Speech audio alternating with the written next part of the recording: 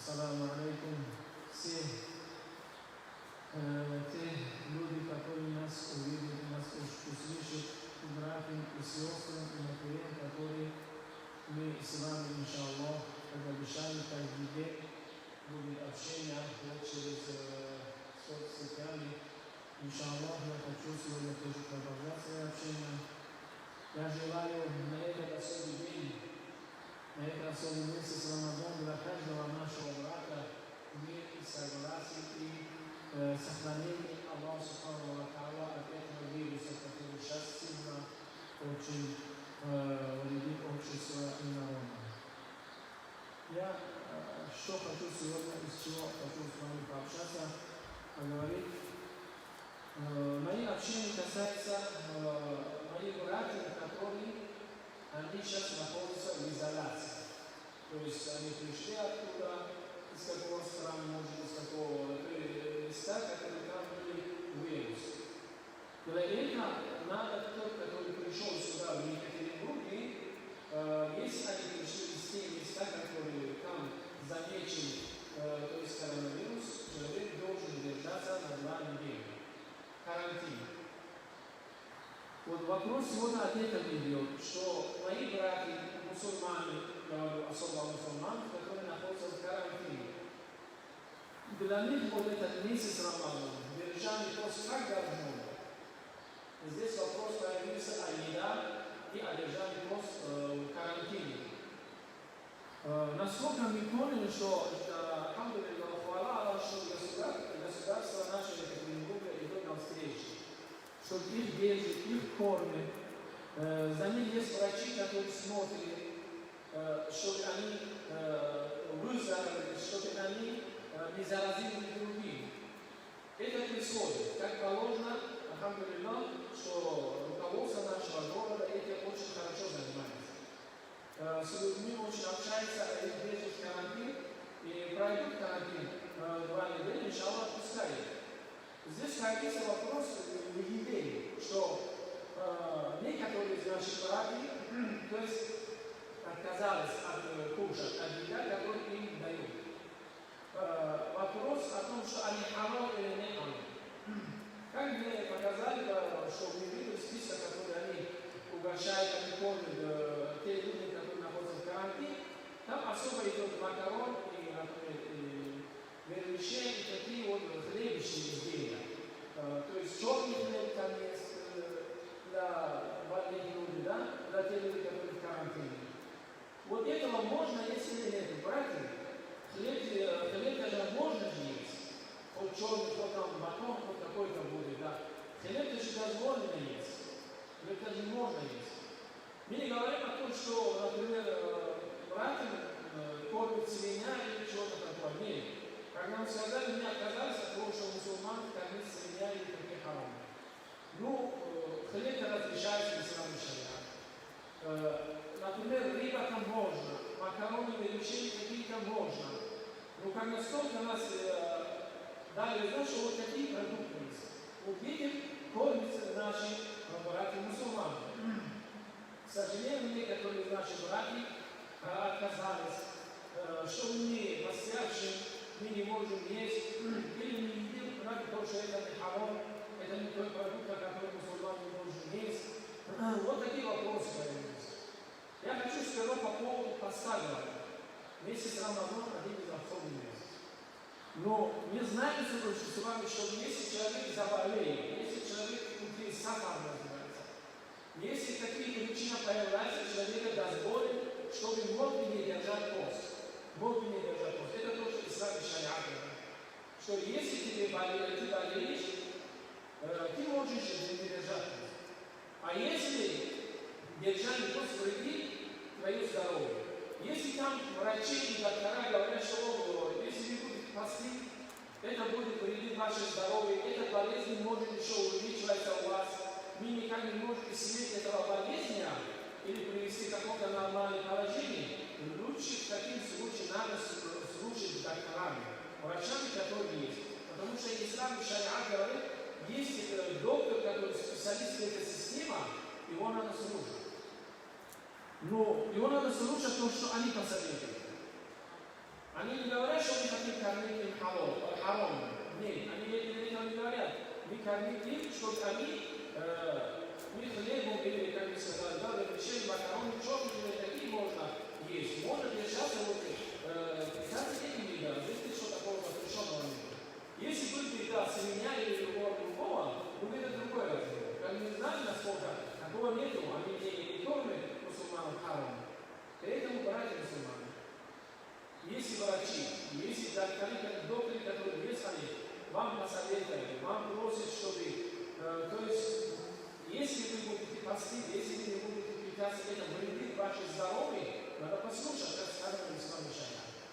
Даже некоторые случаи, что если что-то такого, что недозволено питаться во время, когда у тебя здоровье есть, если доктор позволяет, чтобы ты питаться этому еду или этому препарату, чтобы выздороветь, на это шариат ислам говорит, слушайте врача, слушайте доктора, чтобы спасать свою жизнь. Они же постараются для того, чтобы этот вирус не распространился, этот вирус удержался, и как закрывать, и дать людям, что разрешить, чтобы люди вышли работать.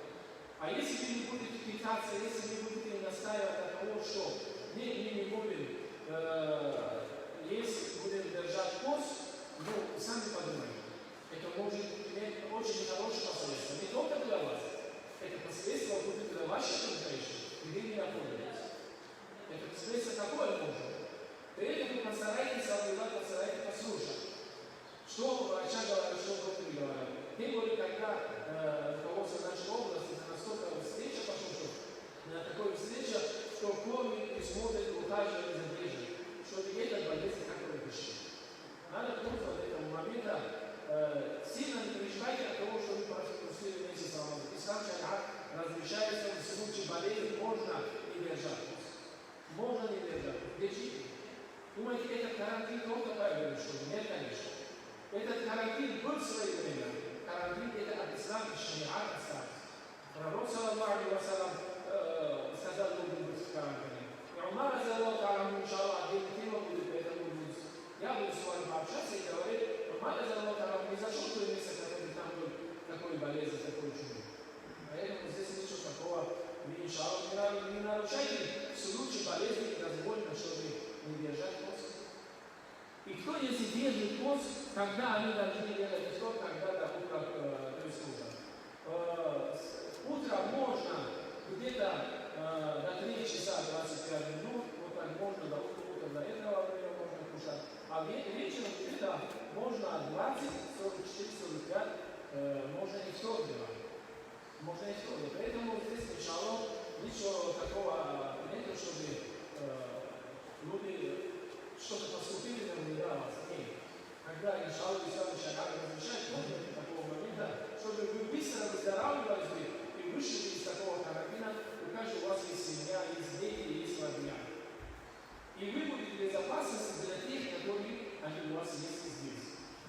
Не только для своей родни, для других обществ, которые вы живете в том обществе. Поэтому соблюдайте этого, особенно то, что было вам сказано. И напоследок хочу попросить Аллаха Субхану ва Тааля скорейшего выздоровления даже каждого человека, который заболел в нашем городе, в нашей земле из этого болезни. Пусть Аллах оздоровляет каждого, который заболел этой болезнью. И желаю вам всякого хорошего и лучшего, чтобы Аллах оберегал нас от таких болезней, от всяких суммут, от всяких недоразумений, которые сейчас очень надо бдительно и соблюдать и вести себе очень хорошим образом, чтобы свои поступки не вредить и кому-то другого из общества, и своим братьям и другим людям, которые окружают вас во время ваших пребываний здесь, в городе и по Крыму. وآخر دعوانا أن الحمد لله رب العالمين. اللهم إني أعوذ بك من البأس والجنون والجوع ومن سوء الأسقام ومن الأمراض ومن الله عليه وسلم. بسم الله الرحمن الرحيم. إن الحمد لله نحمد الله الذي لم يتخذ ولدا ولم يكن له شريك في الملك وكبير تكبيرا ونشهد أن لا إله إلا الله وحده لا شريك له شهادة موصلة إلى الله ونشهد أن محمدا عبده ورسوله شفيعنا وحبيبنا وقرة عيوننا وطبيب قلوبنا محمد صلى الله عليه وسلم. أما بعد السلام عليكم братья и сестры и матерые мусульмане, хочу сперва вам поздравить этот месяц Рамазан, этот святой месяц для каждого мусульманина. Да, мы понимаем, что сейчас такое время с этим болезнью, которые распространились по всему миру, не очень легкие времена. Поэтому у нас так обычно не было, чтобы мы выступали в соцсетях, что-то общаться с людьми. Как нам было сказано, что от нашего руководства, от главного муфтия Хазрата, что мы должны общаться с людьми, несмотря на то, что сейчас происходит. То есть общение можно только вот пути соцсетях. Можно через контакт, можно через то есть Facebook. Поэтому сегодня мы решили, чтобы с вами как-то понемножку общаться и довести до вас месяц Рамазан, это святой месяц. И хочу еще объяснить, что случаи такие моменты, когда происходит, наверное, история человека не помнит такого, что по всему миру, да, ворота мечети были закрыты, двери мечети были закрыты. Мы знаем, что и дом Аллаха самому Мекке закрыто, идет карантин в Медине Мунаввара. И по всему миру сейчас это вирус, это болезнь, который есть, привел людьми до такой положения, до такой момент. Поэтому в связи такое ограничение, что у нас прихожане в мечети не приходят, у нас общения с прихожанами нету, придется нам с вами, чтобы общаться и объяснить вам ислам и шариат особого месяца Рамазана через вот такой интернет и через соцсети. Хочу немножко с вами пообщаться о том, что касается самого месяца Рамазана, потому что все наши выступления вам объяснят об этом месяце Рамазана. Один из столб ислама. Потому что если что-то выходит в фазу, в обязательство, для этого надо, чтобы она была сказана из Аята Карима. Хочу немножко сегодня вам объяснить месяц Рамазан, о той аяте, который делал этого святого месяца для нас с вами фазу. أعوذ بالله من الشيطان الرجيم يا أيها الذين آمنوا كتب عليكم الصيام كما كتب على الذين من قبلكم لعلكم تتقون. Вот этот аят Карима стал того, что месяц Рамазан для нас с вами стал фарзом. Поэтому те, которые уверовали Аллах Субхану ва Та'аля, Аллах говорит, то есть кутиба алейкум усьям, стал держание месяца Рамазан для фарзом, для вас фарзом, как были это посты те умматы, которые были до уммат ислама. Мы знаем с вами, что до религии ислама, до нашего пророка, саллаллаху алейхи ва саллям, как другие умматы были, у них своим образом тоже были посты. В каком-то время, сколько держат пост, в какое время держат пост, для них тоже были посты. Поэтому этот аят Карима вспоминает от того, что у тех умматы были посты, и таким образом у вас есть тоже, что обязательствуется месяц Рамазан. То есть держите этого месяца Рамазан пост. Продолжение аят говорит о том, что ла'аллакум таттакун, то есть может быть, что держание пост, то есть приведет вас что в сторону таквы. Мы знаем, что таква это богобоязненность. Если у человека есть таква, значит это богобоязненность, что он более близко к Аллаху Субхану ва Та'аля. Как в аяте Карима сказано, а'узу биллахи минаш шайтанир раджим, Акрамакум инда Аллахи атқакум. То есть наиболее возвышенный у вас перед Аллахом Субхану, наиболее любимым человеком может стать тот, который у него есть таква. И этот аят Карима, который делал для нас месяц Рамазан фазом, заканчивается с этим словом, что держите пост, чтобы этот пост у вас даст таква и богобоязненность. Поэтому, если мы говорим, что мы мусульмане, надо что соблюдать и держать этого месяца Рамазан. Один из основ столба ислама. Я немножко хочу пообщаться, что когда был этот месяц Рамазан, какое время стал фарзом. Месяц Рамазан для мусульманов стал фарзом, это был где-то 17 месяц, начало 18 месяц из хиджрата пророка, саллаллаху алейхи вассаляма, что стал месяц Рамазан фарзом. Пророк, саллаллаху алейхи вассалям, до месяца Рамазан держал пост или не держал? Да, по много риваят в книгах фикх сказано, что пророк, саллаллаху алейхи вассалям, из каждого месяца где-то по 3 дня, некоторые риваят, есть Божий дней говорится, что пророк до ислама держал пост, до того, что месяц Рамазан стал фарзом. Поэтому держание месяца Рамазан посту, быть в посте, это один из обязательств. И пророк, саллаллаху алейхи вассалям, сам даже до того, что месяц Рамазан он держал из каждого месяца где-то по 3 дня. Это есть в книгах фикх много риваятов. Если время позволяет, я хочу с вами пообщаться, почитать один хадис, который пророк, саллаллаху алейхи вассалям, на последний день месяц Шаабан этого хадиса делал хутба для своей умматы, для своей общины. Есть хадис шариф, саллаллаху алейхи вассалям, عن سلمان الفارسي رضي الله تعالى عنه قال خطبنا رسول صلى الله عليه وسلم في آخر يوم من شعبان فقال يا أيها الناس قد أزلكم شهر عظيم شهر مبارك شهر فيه ليلة خير من 1000 شهر جعل الله صيامه فريضة وقيام ليله تطوعا. То есть этот хадис передает Сальман аль-Фарси, да будет ему доволен Аллах Субхану ва Та'аля, что пророк, саллаллаху алейхи вассалям, на последний день месяц Шаабан стал перед подвижником своим и почитал этот хутба. Говорит Сальман аль-Фарси, что хатабана Расул саллаллаху алейхи вассалям фи ахири яуми мин Шаабан, последний день месяц Шаабан. Когда последний день месяца Шаабан был, пророк, саллаллаху алейхи вассалям, я Йоханнас, ад азаллакум шарун азим. О люди, о мусульмане, к вам на носу, к вам, то есть наступает месяц азим, то есть очень величайший месяц наступает. У вас будет скоро очень великий месяц, говорит.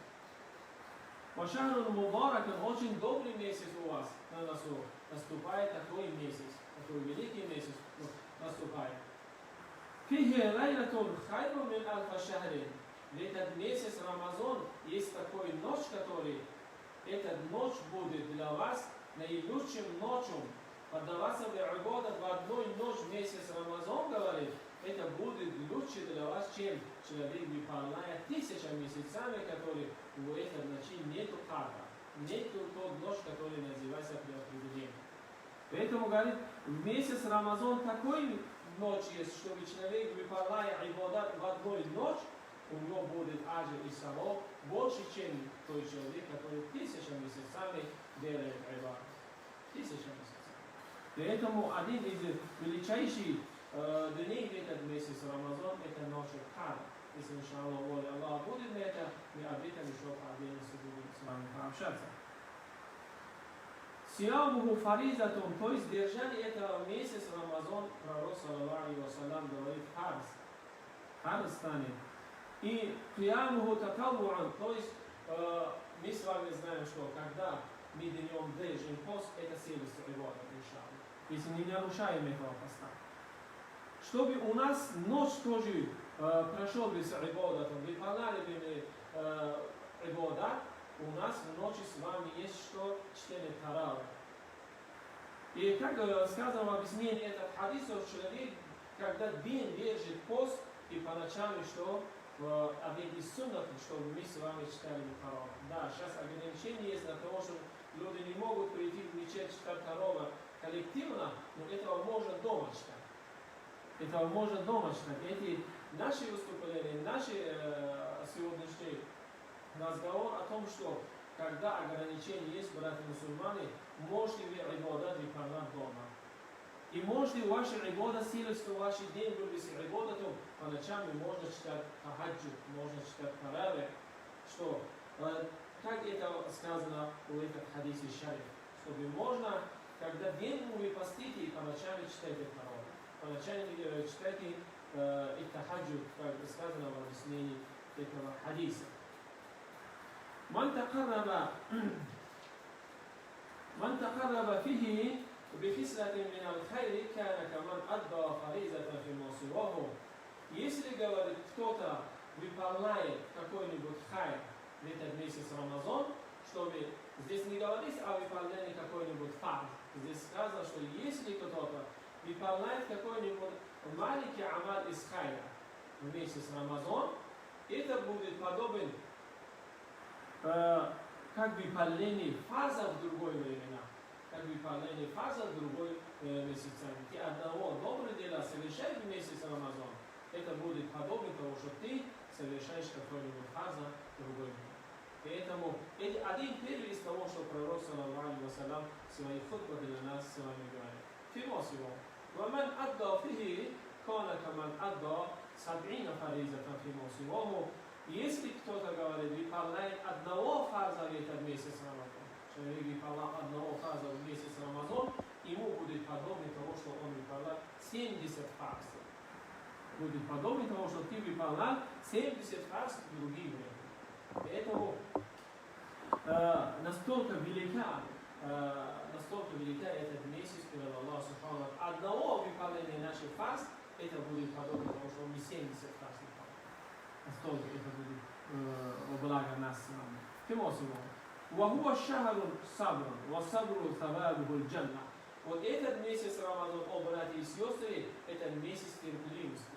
Мы должны показать свои терпеливости.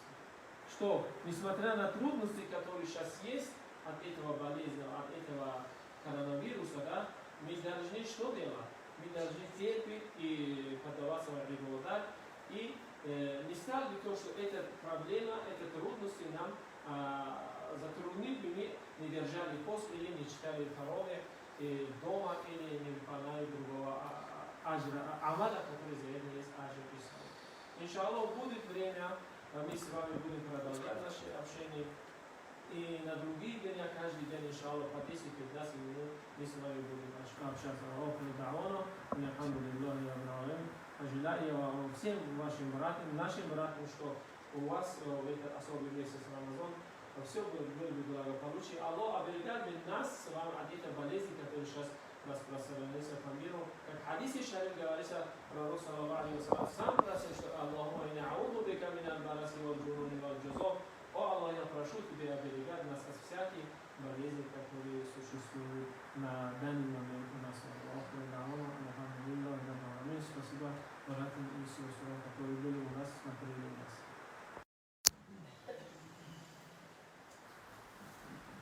Аллаху Акбар.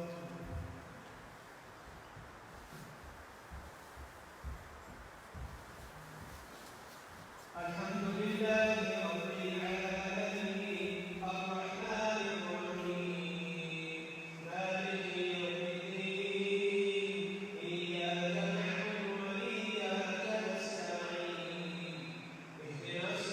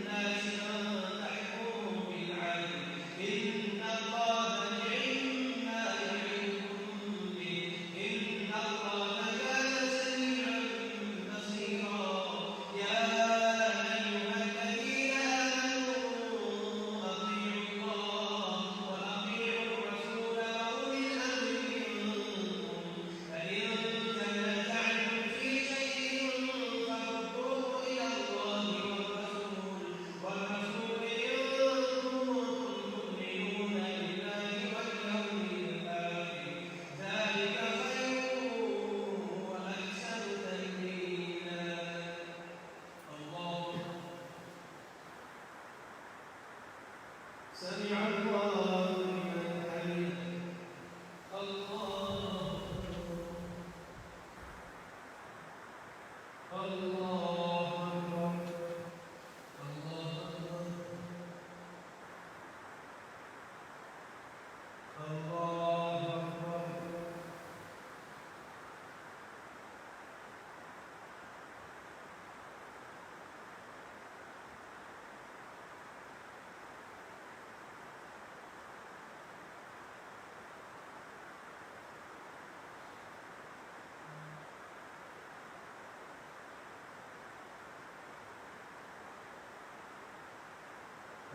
الضالين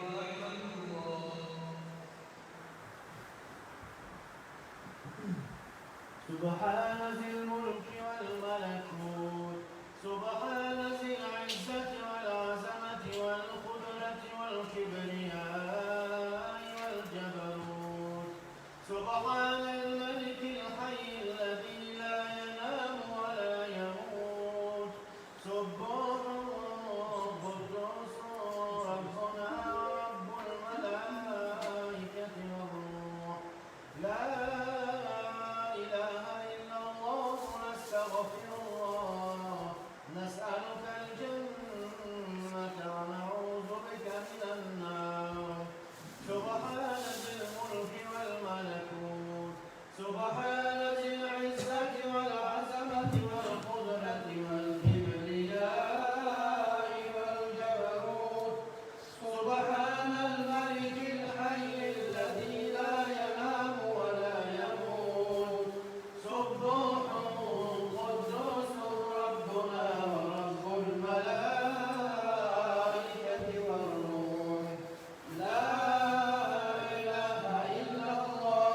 نستغفر الله نسألك الجنة ونعوذ بك من النار سبحان ذي الملك والملكوت سبحان ذي العزة والعظمة والقدرة والكبرياء والجبروت سبحان الملك الحي الذي لا ينام ولا يموت سبوح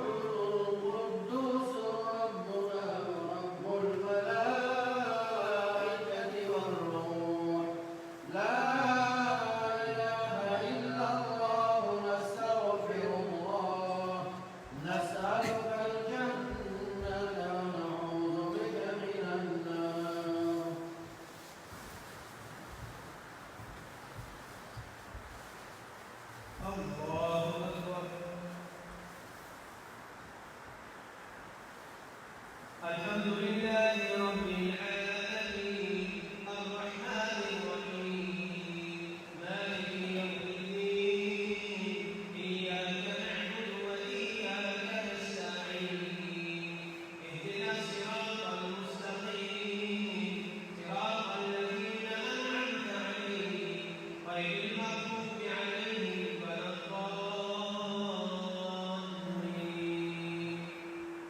وما لكم لا تقاتلون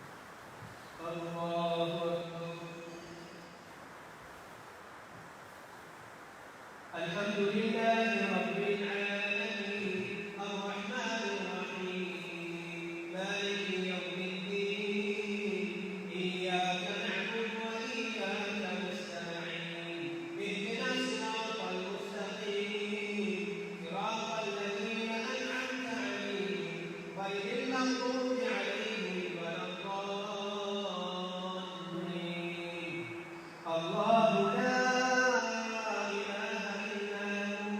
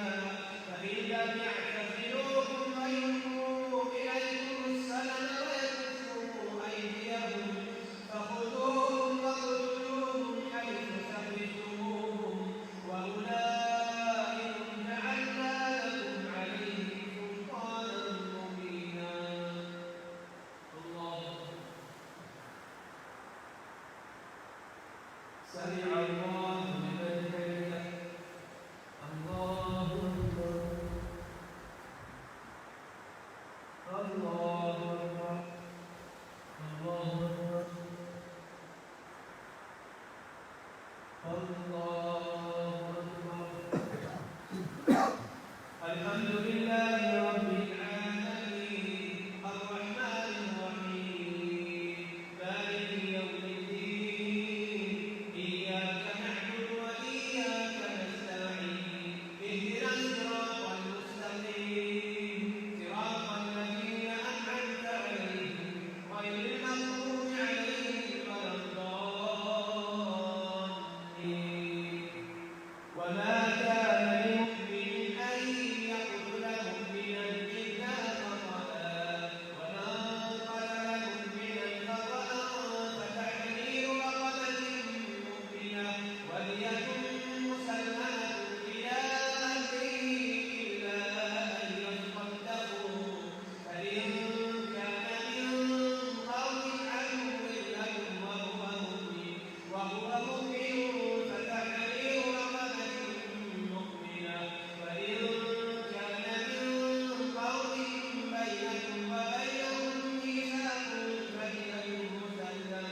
فدية مسلمة إلى أهله وتحرير رقبة فمن لم يجد فصيام شهرين متتابعين توبة من الله وكان الله عليما حكيما ومن يقتل مؤمنا متعمدا فجزاؤه جهنم خالدا فيها وغضب الله عليه ولعنه وأعد له عذابا عظيما يا أيها الذين آمنوا إذا ضربتم في سبيل الله فتبينوا ولا تقولوا لمن ألقى إليكم السلام لست مؤمنا تبتغون عرض الحياة الدنيا فعند الله مغانم كثيرة كذلك كنتم من قبل فمن الله عليكم فتبينوا إن الله كان بما تعملون خبيرا الله سمع الله لمن حمده الله الله أكبر الله أكبر الله أكبر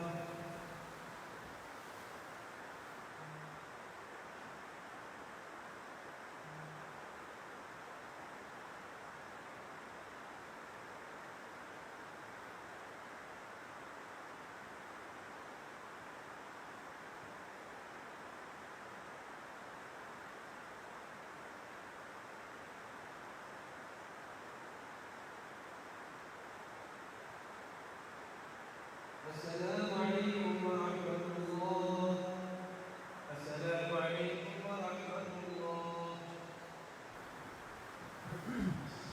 سبحان ذي الملك والملكوت سبحان ذي العزة والعظمة والقدرة والكبرياء والجبروت سبحان الملك الحي الذي لا ينام ولا يموت سبوح قدوس ربنا ورب الملائكة والروح لا إله إلا الله نستغفر الله نسألك الجنة ونعوذ بك من النار سبحان ذي الملك والملكوت سبحان ذي العزة والعظمة والقدرة والكبرياء والجبروت سبحان الملك الحي الذي لا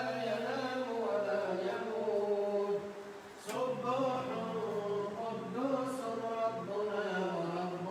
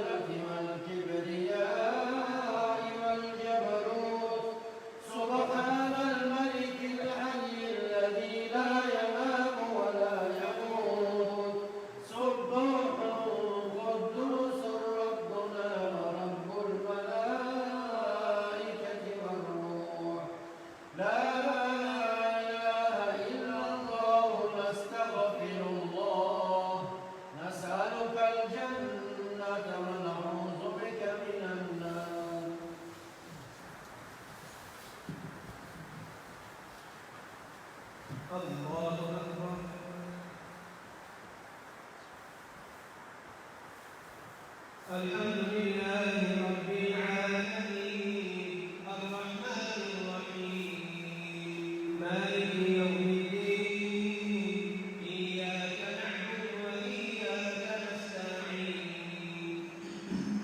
اهدنا الصراط المستقيم صراط الذين أنعمت عليهم غير المغضوب عليهم ولا الضالين لا يستوي القاعدون من المؤمنين غير أولي الضرر والمجاهدون في سبيل الله بأموالهم وأنفسهم فضل الله المجاهدين بأموالهم وأنفسهم درجة وكلا وعد الله الحسنى وفضل الله المجاهدين على القاعدين أجرا عظيما درجات منه ومغفرة ورحمة وكان الله غفورا رحيما إن الذين توفاهم الملائكة ظالمي أنفسهم قالوا فيما كنتم قالوا كنا مستضعفين في الأرض قالوا ألم تكن أرض الله واسعة فتهاجروا فيها فأولئك أصحاب النار فأولئك أصحاب الجنة وساءت مصيرا فأولئك أصحاب جهنم وساءت مصيرا إلا المستضعفين من الرجال والنساء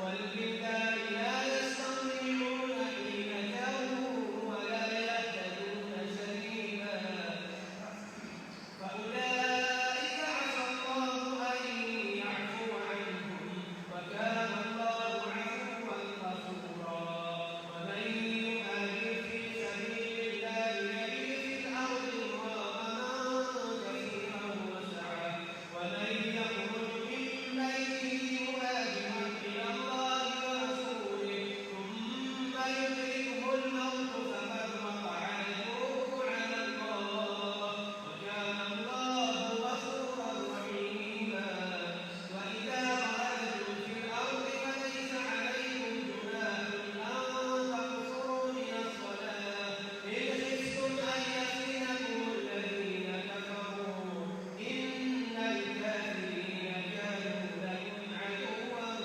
مبينا الله أكبر سمع الله لمن حمده الله أكبر الله أكبر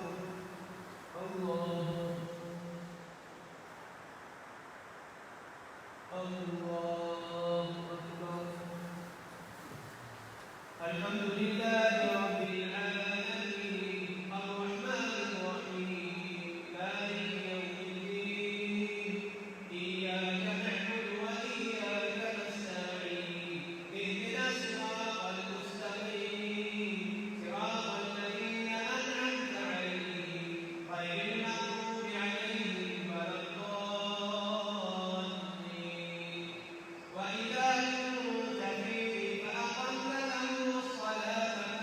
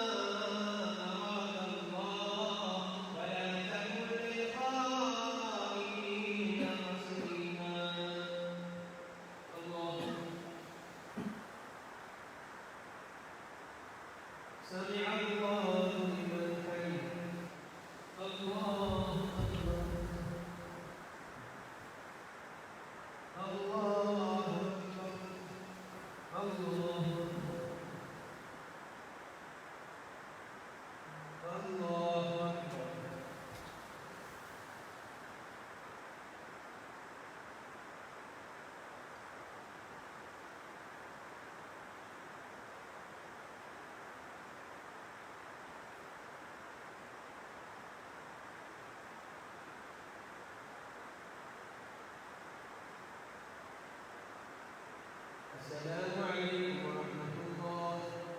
السلام عليكم ورحمة الله.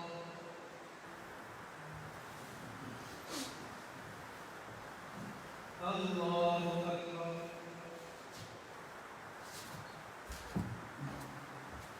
الحمد لله رب العالمين الرحمن الرحيم مالك يوم الدين إياك نعبد وإياك نستعين اهدنا الصراط المستقيم صراط الذين أنعمت عليهم غير المغضوب عليهم ولا الضالين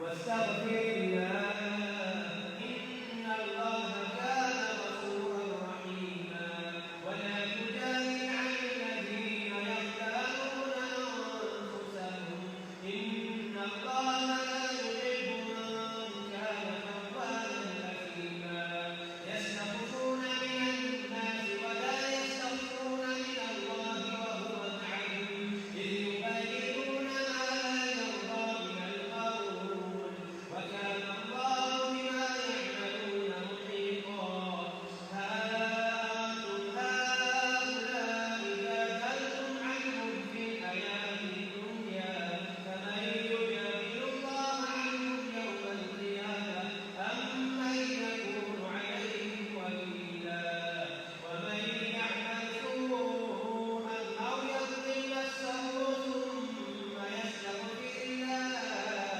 يجد الله غفورا رحيما ومن يكسب إثما فإنما يكسبه على نفسه وكان الله عليما حكيما ومن يكسب خطيئة أو إثما ثم يرم به بريئا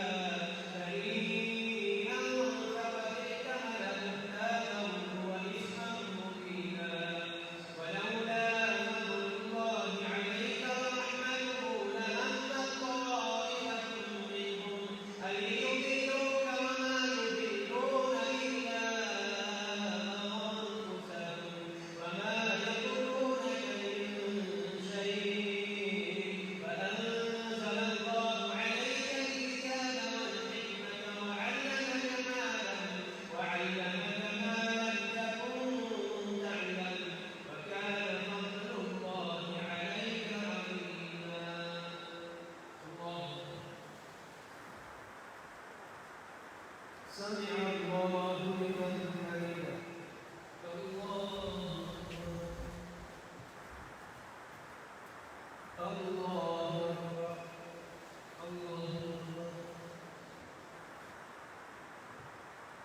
الله أكبر. الحمد لله رب العالمين الرحمن الرحيم مالك يوم الدين إياك نعبد وإياك نستعين اهدنا الصراط المستقيم صراط الذين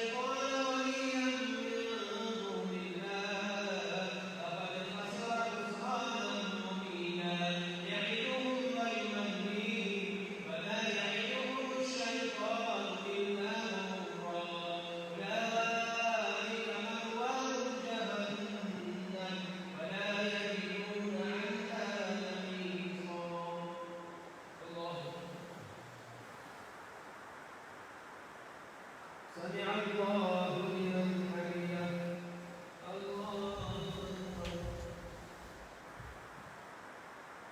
الله أكبر الله أكبر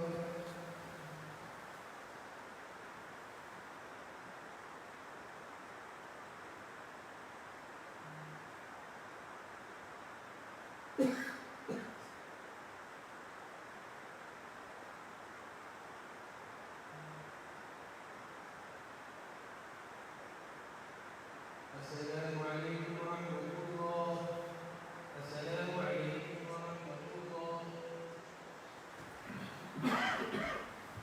سبحان ذي الملك والملكوت سبحان ذي العزة والعظمة والقدرة والكبرياء والجبروت سبحان الملك الحي الذي لا ينام ولا يموت سبوح قدوس ربنا ورب الملائكة والروح لا إله إلا الله نستغفر الله نسألك الجنة ونعوذ بك من النار سبحان ذي الملك والملكوت سبحان ذي العزة والعظمة والقدرة والكبرياء والجبروت سبحان الملك الحي الذي لا ينام ولا يموت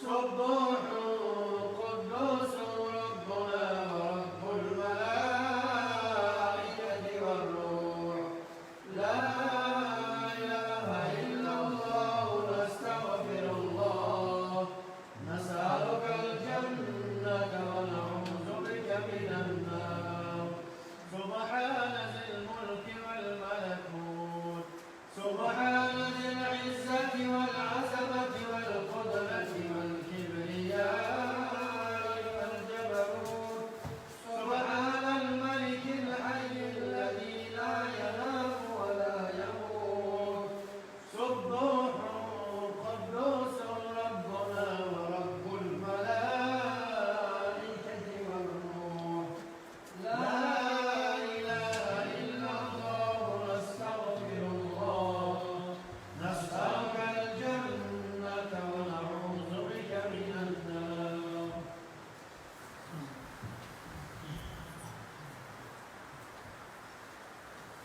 الله أكبر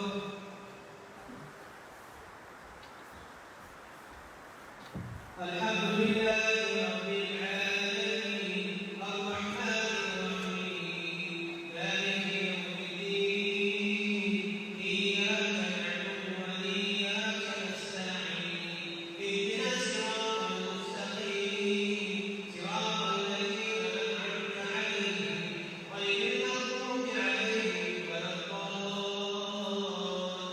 الضالين والذين آمنوا وعملوا الصالحات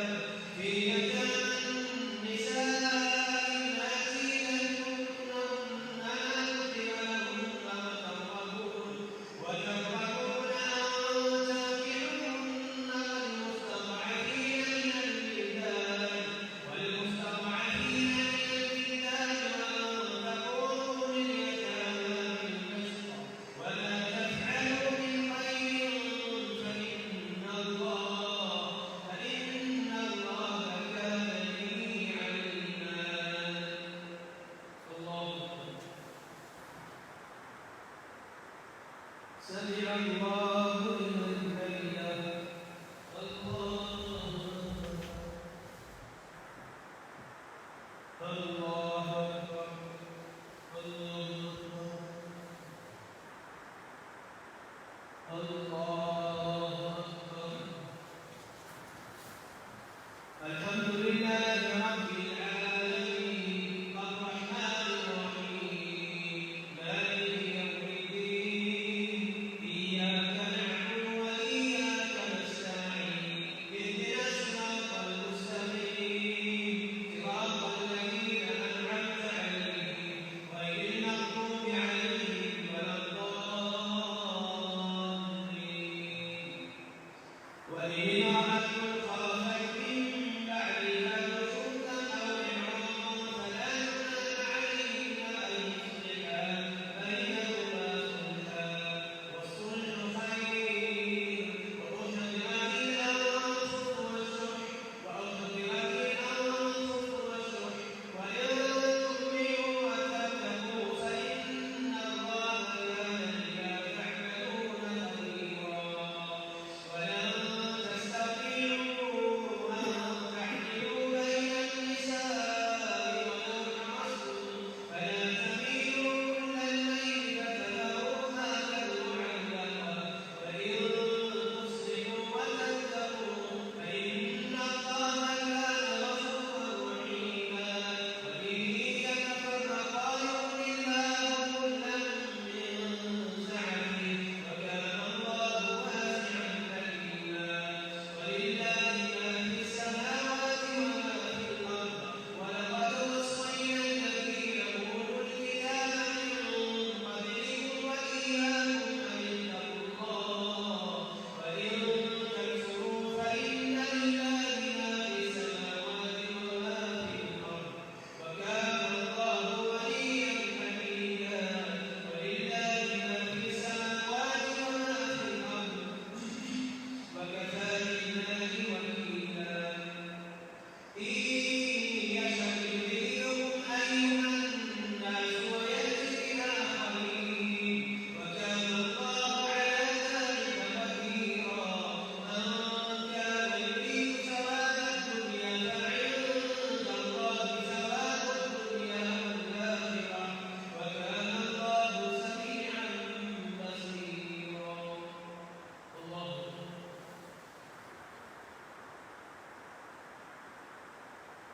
سمع الله لمن حمده الله الله أكبر الله أكبر الله أكبر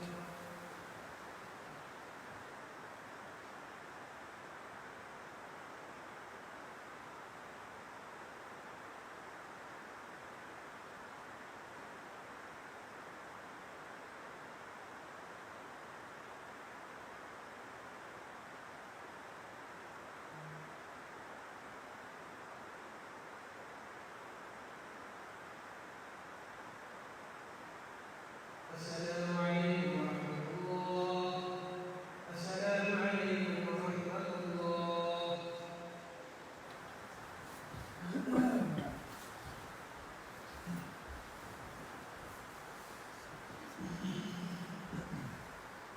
الله أكبر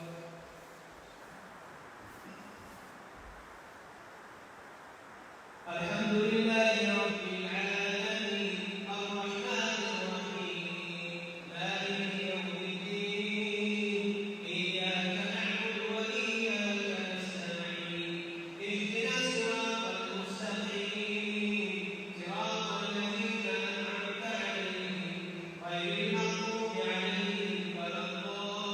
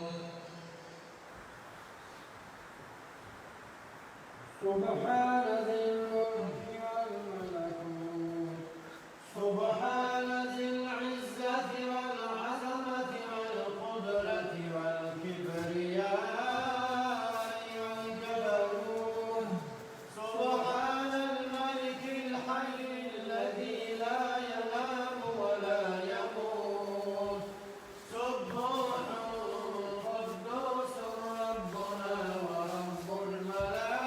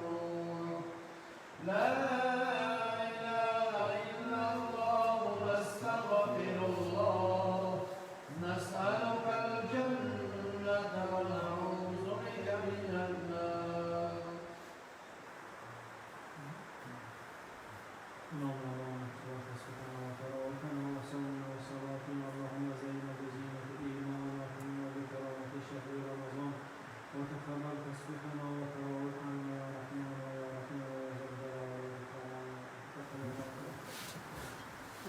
Дорогие братья и сестры, вот и прочитали мы 5-й таравих, наступил 5-й день священного месяца Рамадан, иншаллах.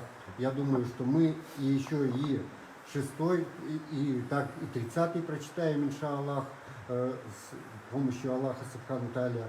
В 20 часов подключайтесь, иншаллах, будут обязательно беседы просветительские, 10-15 минут, иншаллах, ежедневно. Задавайте вопросы, что бы вы хотели услышать от ученых, от имамов, иншаллах. Задавайте, не стесняйтесь, пишите в своих комментариях. Ассаляму алейкум ва рахматуллахи ва баракатуху.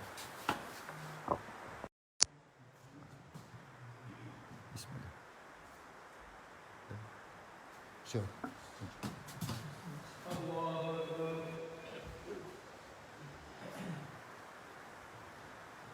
الحمد لله رب العالمين الرحمن الرحيم مالك يوم الدين إياك نعبد وإياك نستعين اهدنا الصراط المستقيم صراط الذين أنعمت عليهم غير المغضوب عليهم ولا الضالين تلك الرسل فضلنا بعضهم على بعض منهم من كلم الله ورفع بعضهم درجات وآتينا عيسى ابن مريم البينات وأيدناه بروح القدس ولو شاء الله ما اقتتل الذين من بعدهم من بعد ما جاءتهم البينات ولكن اختلفوا فمنهم من آمن ومنهم من كفر ولو شاء الله ما اقتتلوا ولكن الله يفعل ما يريد يا أيها الذين آمنوا أنفقوا مما رزقناكم من قبل أن يأتي يوم لا بيع فيه ولا خلة ولا شفاعة والكافرون هم الظالمون الله لا إله إلا هو الحي القيوم لا تأخذه سنة ولا نوم له ما في السماوات وما في الأرض من ذا الذي يشفع عنده إلا بإذنه يعلم ما بين أيديهم وما خلفهم ولا يحيطون بشيء من علمه إلا بما شاء وسع كرسيه السماوات والأرض ولا يئوده حفظهما وهو العلي العظيم لا إكراه في الدين قد تبين الرشد من الغي فمن يكفر بالطاغوت ويؤمن بالله فقد استمسك بالعروة الوثقى لا انفصام لها والله سميع عليم الله سمع الله لمن حمده الله الله أكبر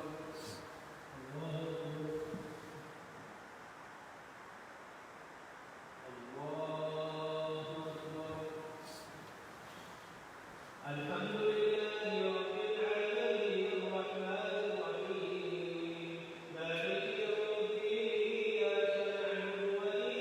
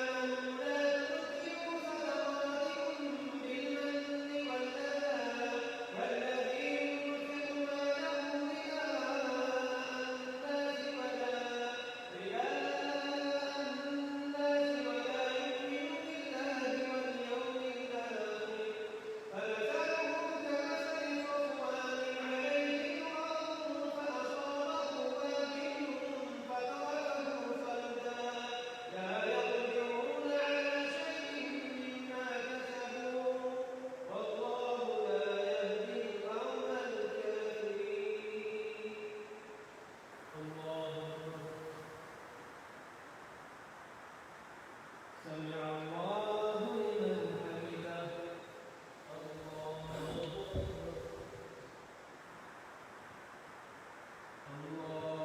أكبر الله أكبر الله أكبر الحمد لله رب العالمين الرحمن الرحيم مالك يوم الدين إياك نعبد وإياك نستعين اهدنا الصراط المستقيم صراط الذين أنعمت عليهم غير المغضوب عليهم ولا الضالين ومثل الذين ينفقون أموالهم ابتغاء مرضات الله وتثبيتا من أنفسهم كمثل جنة بربوة أصابها وابل فآتت أكلها ضعفين فإن لم يصبها وابل فطل والله بما تعملون بصير أيود أحدكم أن تكون له جنة من نخيل وأعناب تجري من تحتها الأنهار له فيها من كل الثمرات وأصابه الكبر وله ذرية ضعفاء فأصابها إعصار فيه نار فاحترقت كذلك يبين الله لكم الآيات لعلكم تتفكرون يا أيها الذين آمنوا أنفقوا من طيبات ما كسبتم ومما أخرجنا لكم من الأرض ولا تيمموا الخبيث منه تنفقون ولستم بآخذيه إلا أن تغمضوا فيه واعلموا أن الله غني حميد الشيطان يعدكم الفقر ويأمركم بالفحشاء والله يعدكم مغفرة منه وفضلا والله واسع عليم يؤتي الحكمة من يشاء ومن يؤت الحكمة فقد أوتي خيرا كثيرا وما يذكر إلا أولو الألباب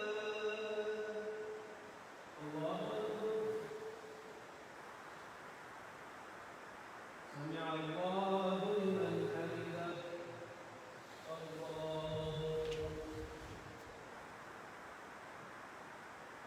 الله الله الله أكبر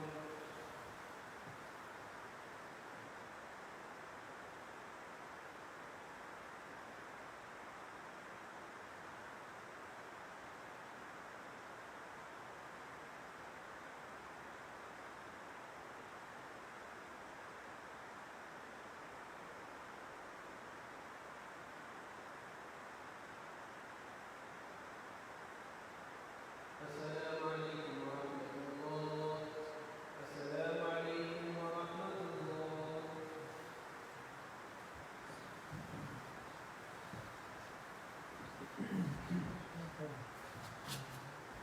سبحان ذي الملك والملكوت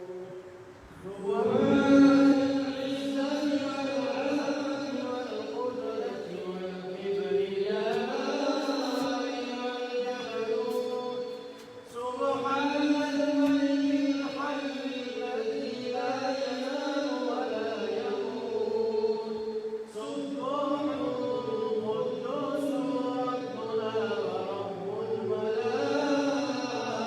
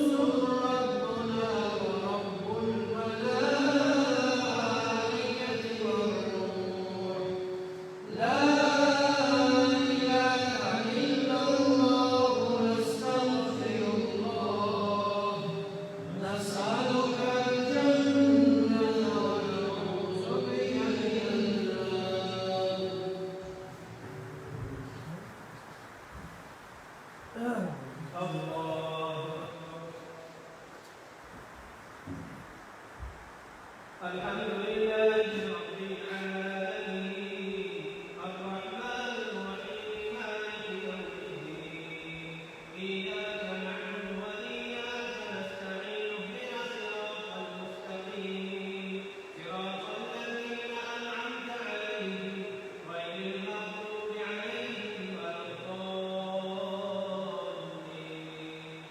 وما أنفقتم من نفقة أو نذرتم من نذر فإن الله يعلمه وما للظالمين من أنصار إن تبدوا الصدقات فنعما هي وإن تخفوها وتؤتوها الفقراء فهو خير لكم ويكفر عنكم من سيئاتكم والله بما تعملون خبير ليس عليك هداهم ولكن الله يهدي من يشاء وما تنفقوا من خير فلأنفسكم وما تنفقون إلا ابتغاء وجه الله وما تنفقوا من خير يوفى إليكم وأنتم لا تظلمون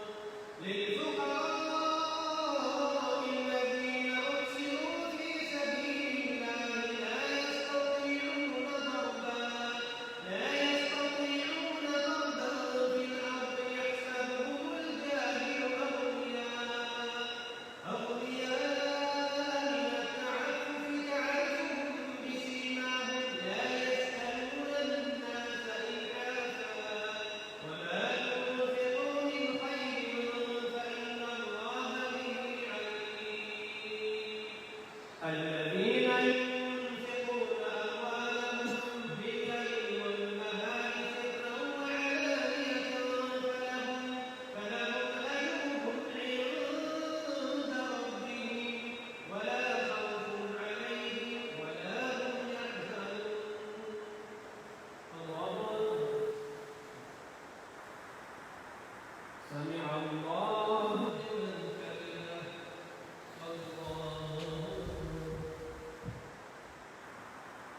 الله أكبر الله أكبر الله أكبر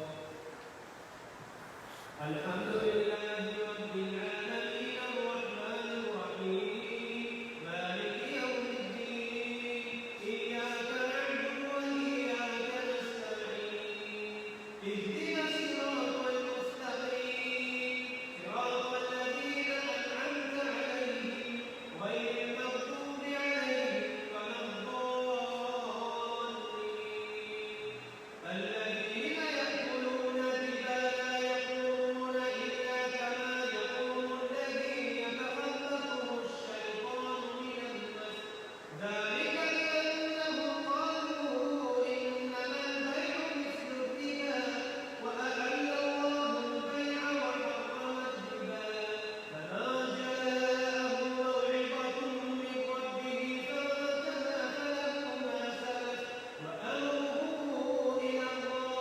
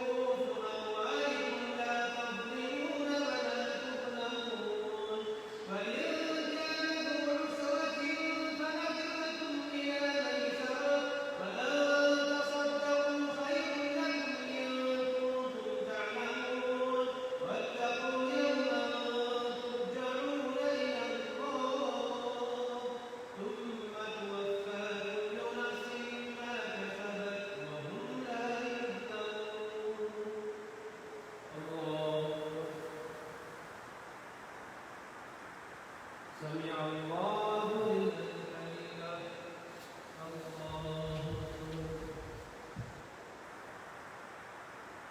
الله أكبر الله أكبر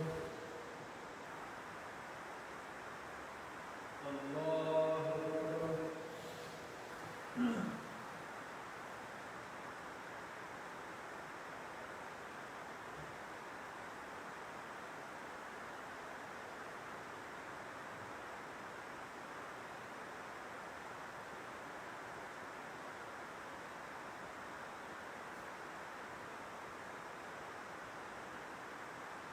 السلام عليكم ورحمة الله السلام عليكم ورحمة الله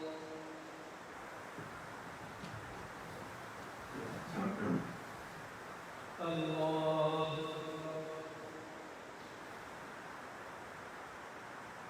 الحمد لله رب العالمين الرحمن الرحيم مالك يوم الدين إياك نعبد وإياك نستعين اهدنا الصراط المستقيم صراط الذين أنعمت عليهم غير المغضوب عليهم ولا الضالين يا أيها الذين آمنوا إذا تداينتم بدين إلى أجل مسمى فاكتبوه وليكتب بينكم كاتب بالعدل ولا يأب كاتب أن يكتب كما علمه الله فليكتب وليملل الذي عليه الحق وليتق الله ربه ولا يبخس منه شيئا فإن كان الذي عليه الحق سفيها أو ضعيفا أو لا يستطيع أن يمله فليملل وليه بالعدل واستشهدوا شهيدين من رجالكم فإن لم يكونا رجلين فرجل وامرأتان ممن ترضون من الشهداء أن تضل إحداهما فتذكر إحداهما الأخرى ولا يأبى الشهداء إذا ما دعوا ولا تسأموا أن تكتبوه صغيرا أو كبيرا إلى أجله ذلكم أقسط عند الله وأقوم للشهادة وأدنى ألا تعتادوا إلا أن تكون تجارة حاضرة تديرونها بينكم فليس عليكم جناح ألا تكتبوها وأشهدوا إذا تبايعتم ولا يضار كاتب ولا شهيد وإن تفعلوا فإنه فسوق بكم واتقوا الله ويعلمكم الله والله بكل شيء عليم الله أكبر سمع الله لمن حمده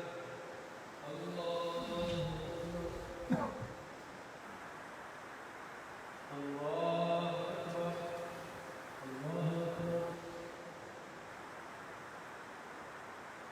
الله أكبر الحمد لله رب العالمين الرحمن الرحيم مالك يوم الدين إياك نعبد وإياك نستعين اهدنا الصراط المستقيم صراط الذين أنعمت عليهم غير المغضوب عليهم ولا الضالين وإن كنتم على سفر ولم تجدوا كاتبا فرهان مقبوضة فإن أمن بعضكم بعضا فليؤدي الذي اؤتمن أمانته وليتق الله ربه ولا تكتموا الشهادة ومن يكتمها فإنه آثم قلبه والله بما تعملون عليم لله ما في السماوات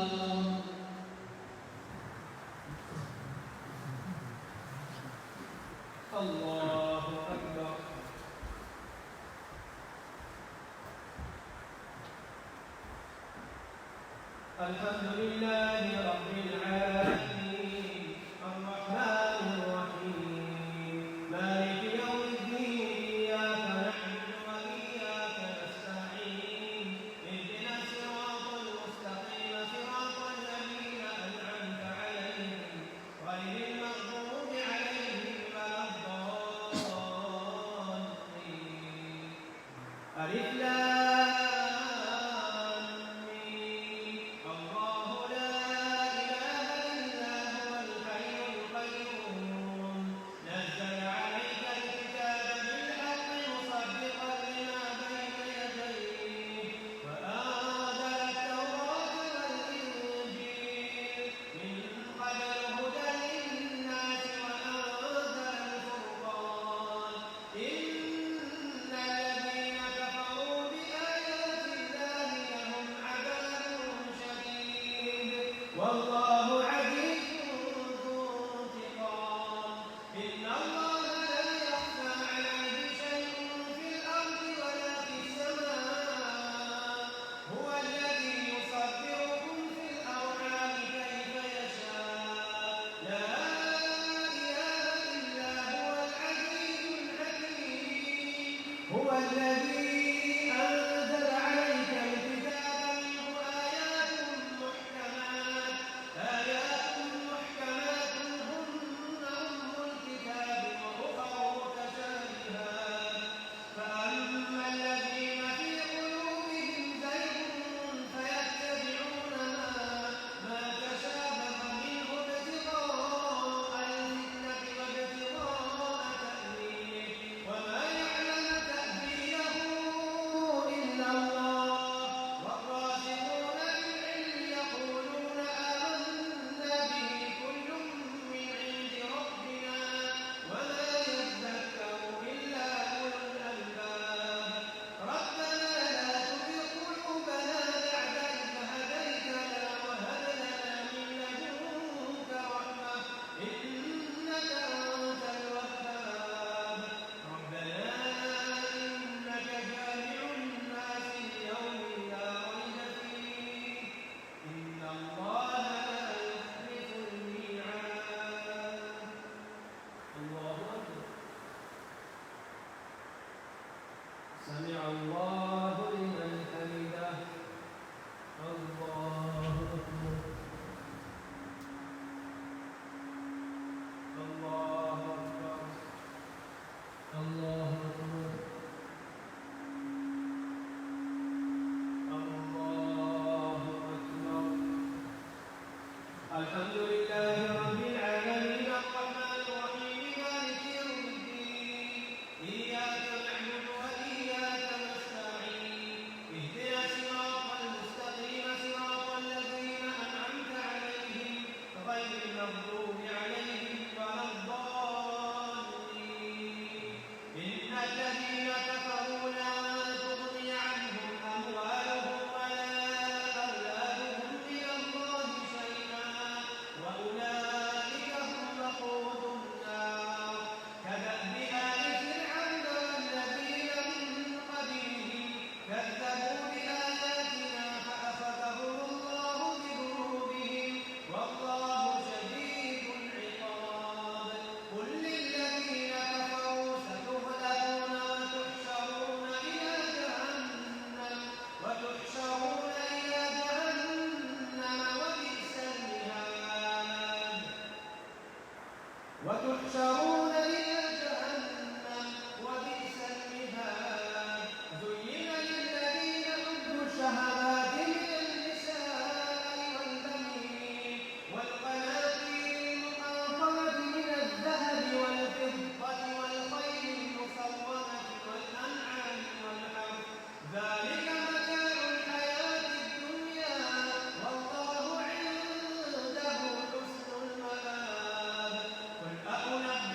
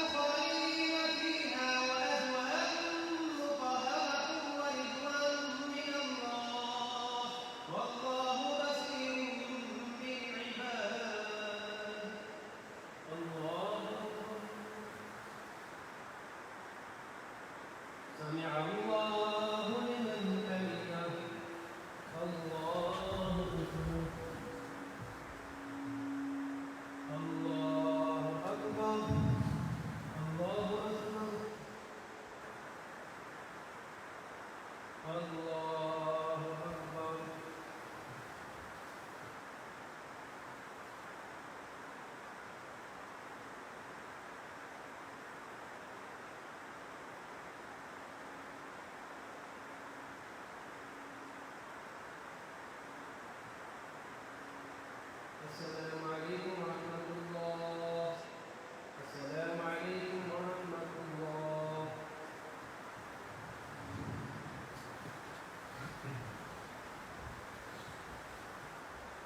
الله أكبر. الحمد لله رب العالمين الرحمن الرحيم مالك يوم الدين إياك نعبد وإياك نستعين اهدنا الصراط المستقيم صراط الذين أنعمت عليهم غير المغضوب عليهم ولا الضالين. قد كان لكم آية في فئتين التقتا فئة تقاتل في سبيل الله وأخرى كافرة يرونهم مثليهم رأي العين والله يؤيد بنصره من يشاء إن في ذلك لعبرة لأولي الأبصار الذين يقولون ربنا إننا آمنا فاغفر لنا ذنوبنا وقنا عذاب النار الصابرين والصادقين والقانتين والمنفقين والمستغفرين بالأسحار شهد الله أنه لا إله إلا هو والملائكة وأولو العلم قائما بالقسط إن لا إله إلا هو العزيز الحكيم إن الدين عند الله الإسلام وما اختلف الذين أوتوا الكتاب إلا من بعد ما جاءهم العلم بغيا بينهم ومن يكفر بآيات الله فإن الله سريع الحساب فإن حاجوك فقل أسلمت وجهي لله ومن اتبعني وقل للذين أوتوا الكتاب والأميين أأسلمتم فإن أسلموا فقد اهتدوا وإن تولوا فإنما عليك البلاغ والله بصير بالعباد إن الذين يكفرون بآيات الله ويقتلون النبيين بغير حق ويقتلون الذين يأمرون بالقسط من الناس فبشرهم بعذاب أليم أولئك الذين حبطت أعمالهم في الدنيا والآخرة وما لهم من ناصرين. الله أكبر. سمع الله لمن حمده. الله أكبر. الله أكبر. الله أكبر. الله أكبر. الحمد لله رب العالمين الرحمن الرحيم مالك يوم الدين إياك نعبد وإياك نستعين اهدنا الصراط المستقيم صراط الذين أنعمت عليهم غير المغضوب عليهم ولا الضالين ألم تر إلى الذين أوتوا نصيبهم من الكتاب يدعون إلى كتاب الله ليحكم بينهم ثم يتولى فريق منهم وهم معرضون ذلك بأنهم قالوا لن تمسنا النار إلا أياما معدودات وغرهم في دينهم ما كانوا يفترون فكيف إذا جمعناهم ليوم لا ريب فيه ووفيت كل نفس ما كسبت وهم لا يظلمون قل اللهم مالك الملك تؤتي الملك من تشاء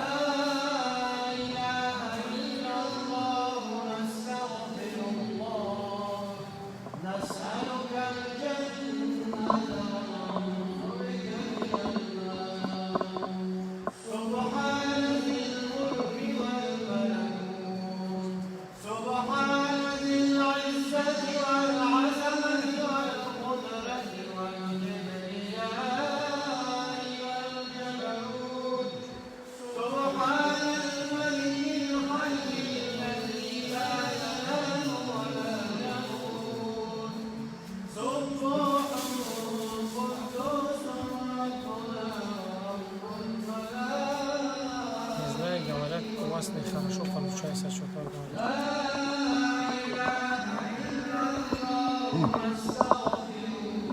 Кто его поставил? Кто говорит?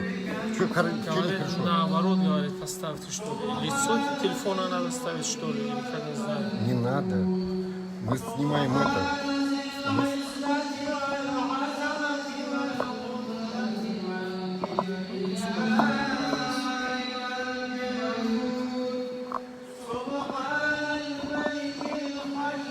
Спроси, что конкретно нехорошо.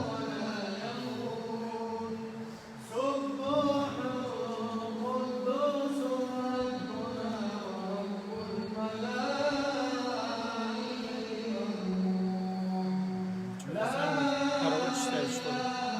У меня голосовая правильно, неправильно ставлю. Все правильно стоит.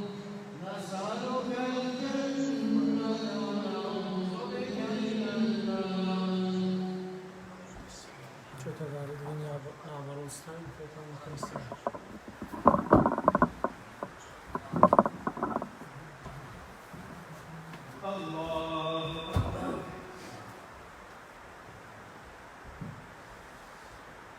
الحمد لله رب العالمين الرحمن الرحيم مالك يوم الدين إياك نعبد وإياك نستعين اهدنا الصراط المستقيم صراط الذين أنعمت عليهم غير المغضوب عليهم ولا الضالين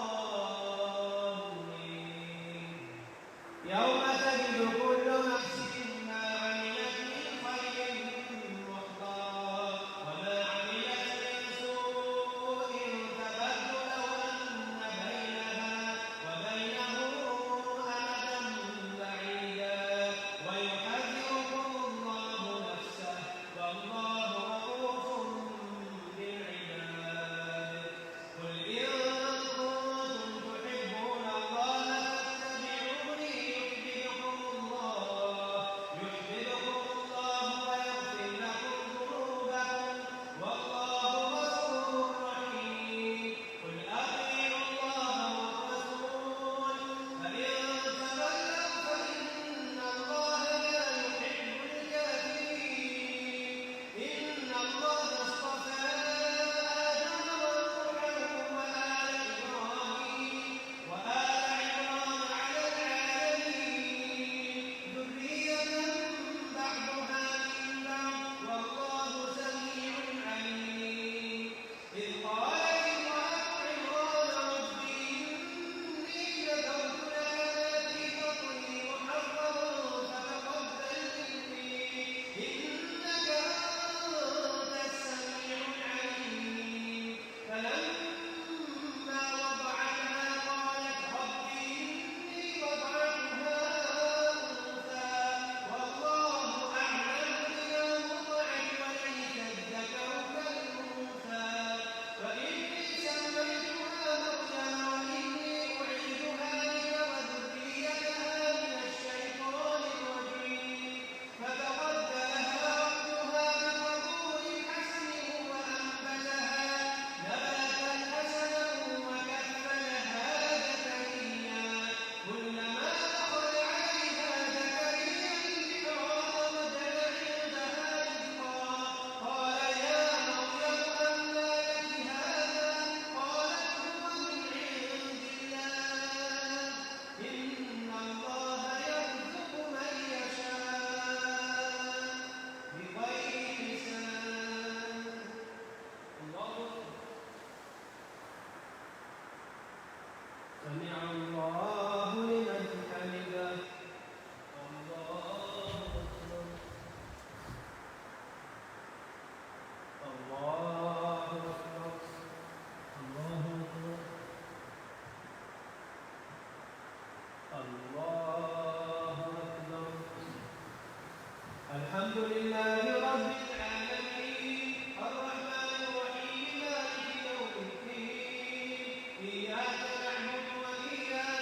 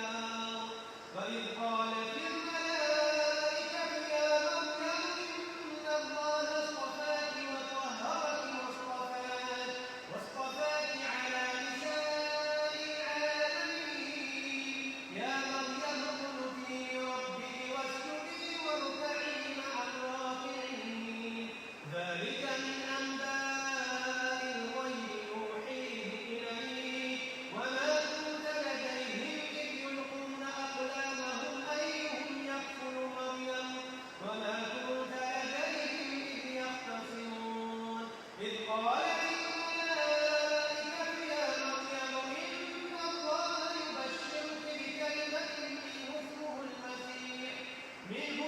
المسيح عيسى بن مريم وجيها في الدنيا والآخرة ومن المقربين. الله أكبر. سمع الله لمن حمده. الله أكبر.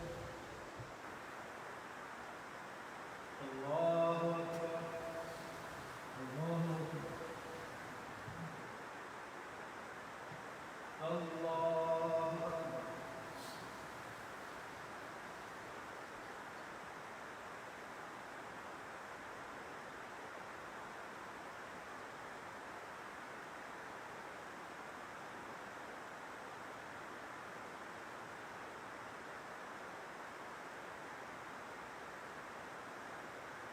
السلام عليكم ورحمة الله. السلام عليكم ورحمة الله.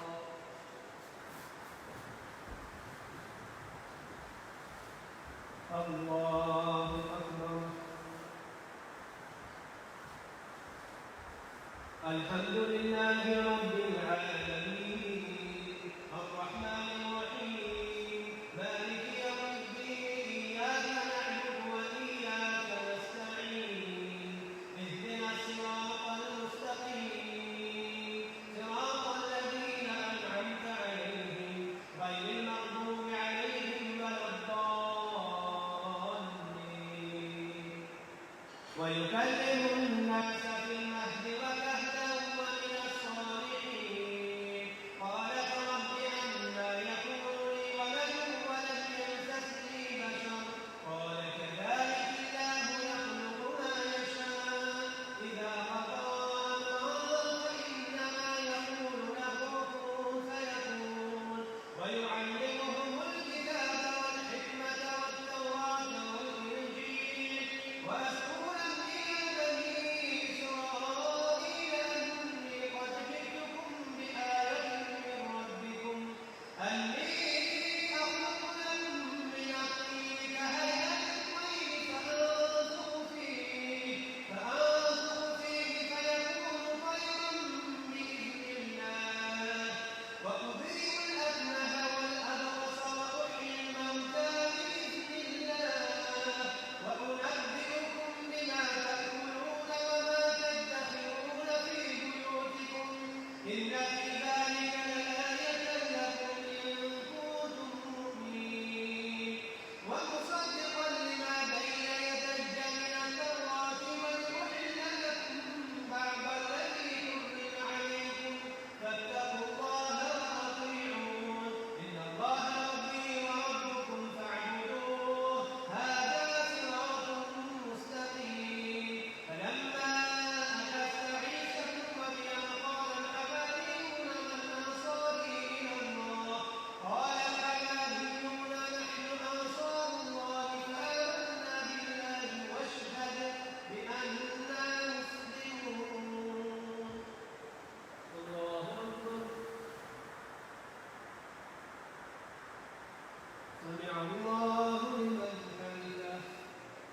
الله أكبر.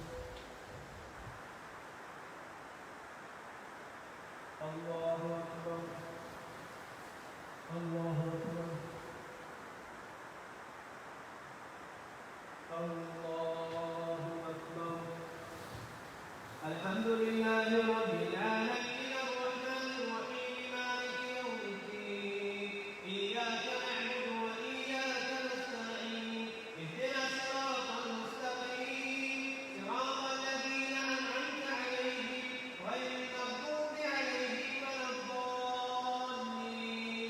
إن الله ربي وربكم فاعبدوه هذا صراط مستقيم. فلما أحس عيسى منهم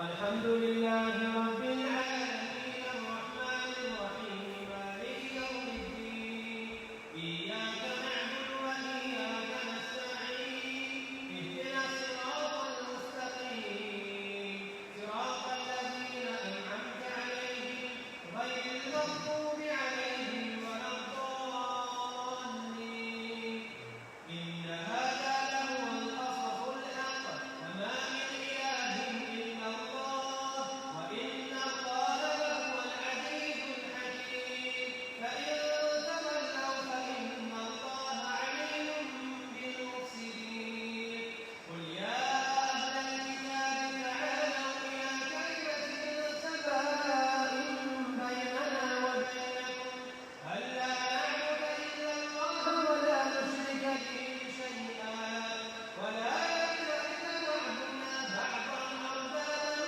من دون الله فإن تولوا فقولوا اشهدوا بأننا مسلمون يا أهل الكتاب لم تحاجون في إبراهيم وما أنزلت التوراة والإنجيل إلا من بعده أفلا تعقلون ها أنتم هؤلاء حاججتم فيما لكم به علم فلم تحاجون فيما ليس لكم به علم والله يعلم وأنتم لا تعلمون ما كان إبراهيم يهوديا ولا نصرانيا ولكن كان حنيفا مسلما وما كان من المشركين إن أولى الناس بإبراهيم الذين اتبعوه وهذا النبي والذين آمنوا والله ولي المؤمنين ودت طائفة من أهل الكتاب لو يضلونكم وما يضلون إلا أنفسهم وما يشعرون يا أهل الكتاب لم تكفرون بآيات الله وأنتم تشهدون الله أكبر. سمع الله لمن حمده. الله الله أكبر. الله الله أكبر. الحمد لله رب العالمين الرحمن الرحيم مالك يوم الدين إياك نعبد وإياك نستعين اهدنا الصراط المستقيم صراط الذين أنعمت عليهم غير المغضوب عليهم ولا الضالين يا أهل الكتاب لم تلبسون الحق بالباطل وتكتمون الحق وأنتم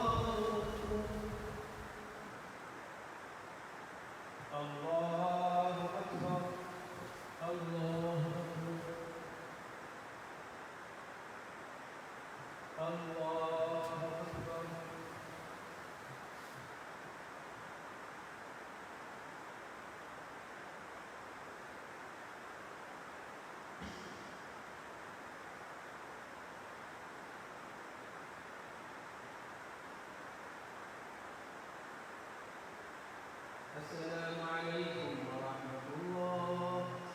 السلام عليكم ورحمة الله.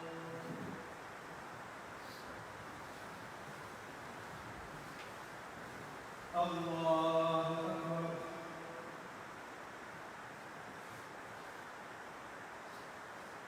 الحمد لله رب العالمين الرحمن الرحيم مالك يوم الدين إياك نعبد وإياك نستعين اهدنا الصراط المستقيم صراط الذين أنعمت عليهم غير المغضوب عليهم ولا الضالين. وإن منهم لفريقا يلقون ألسنتهم بالكتاب لتحسبوه من الكتاب وما هو من الكتاب ويقولون هو من عند الله وما هو من عند الله ويقولون على الله الكذب وهم يعلمون. ما كان لبشر أن يؤتيه الله الكتاب والحكم والنبوة ثم يقول للناس كونوا عبادا لي من دون الله ولكن كونوا ربانيين بما كنتم تعلمون الكتاب وبما كنتم تدرسون. ولا يأمركم أن تتخذوا الملائكة والنبيين أربابا أيأمركم بالكفر بعد إذ أنتم مسلمون. وإذ أخذ الله ميثاق النبيين لما آتيتكم من كتاب وحكمة ثم جاءكم رسول مصدق لما معكم لتؤمنن به ولتنصرنه قال أأقررتم وأخذتم على ذلكم إصري قالوا أقررنا قال فاشهدوا وأنا معكم من الشاهدين. فمن تولى بعد ذلك فأولئك هم الفاسقون. أفغير دين الله يبغون وله أسلم من في السماوات والأرض طوعا وكرها وإليه يرجعون. الله سمع الله لمن حمده. الله أكبر. الله أكبر. الله أكبر. الله أكبر. الحمد لله رب العالمين الرحمن الرحيم مالك يوم الدين إياك نعبد وإياك نستعين اهدنا الصراط المستقيم صراط الذين أنعمت عليهم غير المغضوب عليهم ولا الضالين. قل آمنا بالله وما أنزل علينا وما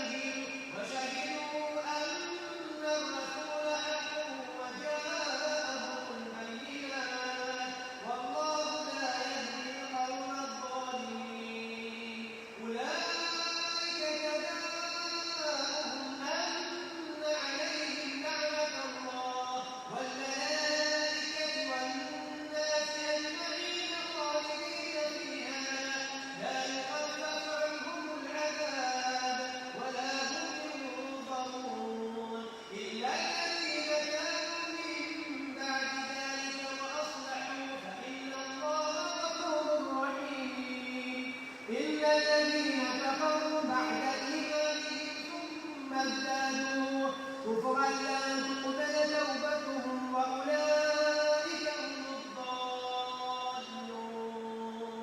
إن الذين كفروا وماتوا وهم كفار فلن يقبل من أحدهم ملء الأرض ذهبا ولو افتدى به أولئك لهم عذاب أليم وما لهم من ناصرين. الله أكبر. سمع الله لمن حمده. الله أكبر. الله أكبر. الله أكبر. الله أكبر.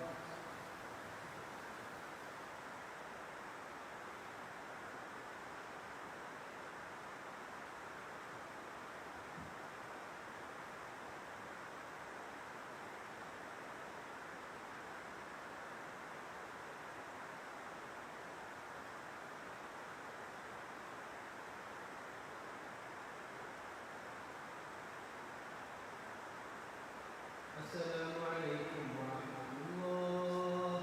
السلام عليكم ورحمة الله.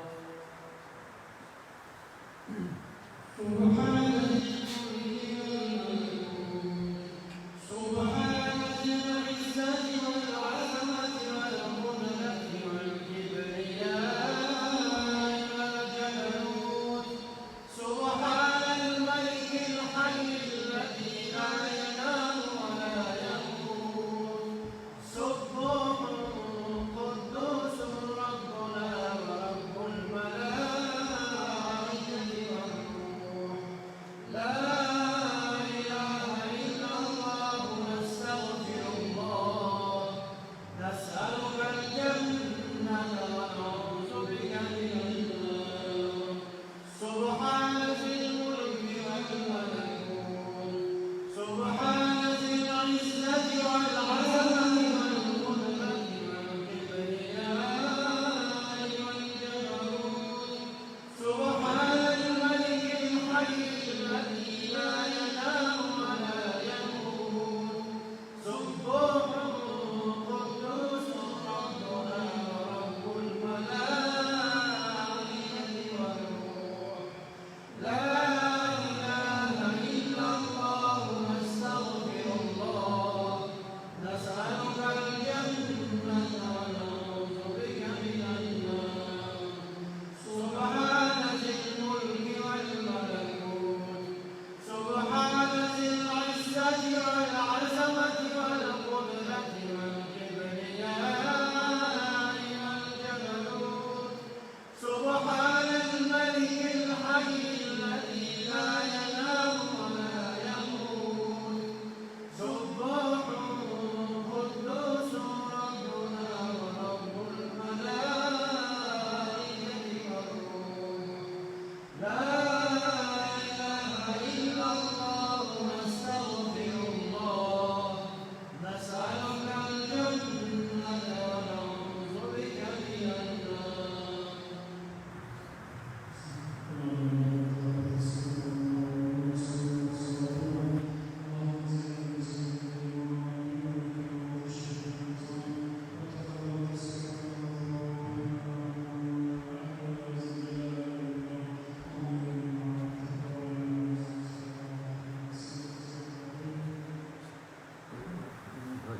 Ассаляму алейкум рахматуллахи ва баракатуху. Мы закончили третий таравих, третий джуз. И завтра, иншаллах, в 20 часов мы опять включим прямую трансляцию, небольшой вагаз, небольшую проповедь по Рамадану. Задавайте свои вопросы, пишите в комментариях, какие бы вы хотели получить ответы. Обязательно на все ваши вопросы постараемся ответить, иншаллах. Ассаляму алейкум рахматуллахи ва баракатуху. Оп, нет.